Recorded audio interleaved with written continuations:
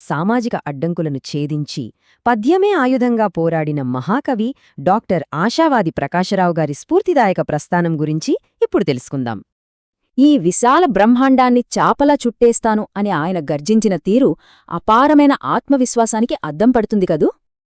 అణగారిన వర్గాల నుండి వచ్చిన ఆ గొంతుక సమాజం నుంచి కేవలం కాస్త నమ్మకాన్ని మాత్రమే బలంగా కోరుకుంది. 1944లో ఓ నిరుపేద దళిత కుటుంబంలో పుట్టిన ఆయనకు సాహిత్య శిఖరాలు చేరుకోవడం నిజంగా ఒక అసాధ్యమైన కలే.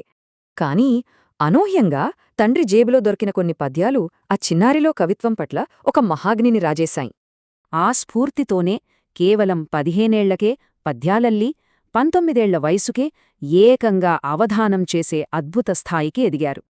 అయితే ఈ ప్రయాణం పూలపానుపు కాదు.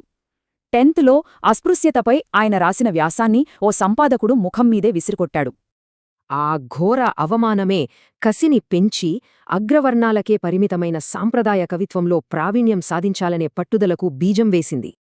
అలా సామాన్య ఆసాది గాయకుల కుటుంబం నుంచొచ్చిన కుర్రాడిని ఆయన గురువుగారు గొప్ప ఆశావాదిగా మార్చారు.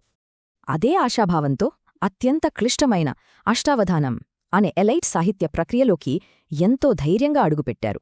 ఎన్ని వివక్షాపూరిత ప్రశ్నలు, అవమానాలెదురైనా సరే ఆయన ప్రతిస్పందన మాత్రం ఎంతో హుందాగా, సాటిలేనిదిగా ఉండేది.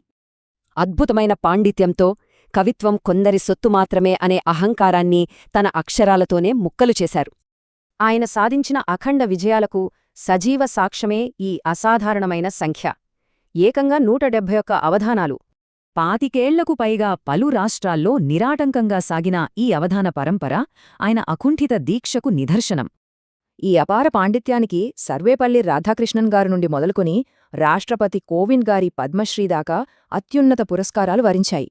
కేవలం అవధానాలే కాకుండా పోతన భాగవత అనువాదంతో పాటు ఎన్నో పరిశోధనలతో తెలుగు సాహిత్యానికి విశేష కృషి చేశారు.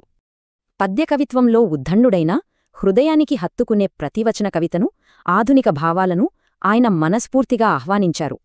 కాని కవిత్వంలో నీతులు చెబుతూ నిజ జీవితంలో వాటిని ఆచరించని ఆధునిక రచయితల తీరును ఆయన తీవ్రంగా విమర్శించేవారు. ఇంతకీ ఒక కవి మాటకు, చేసే చేతకు నిజంగా పొంతన ఉందా? ఈ లోతైన ప్రశ్నే ఆయన మన ముందుంచుతున్న అసలైన ఆలోచన.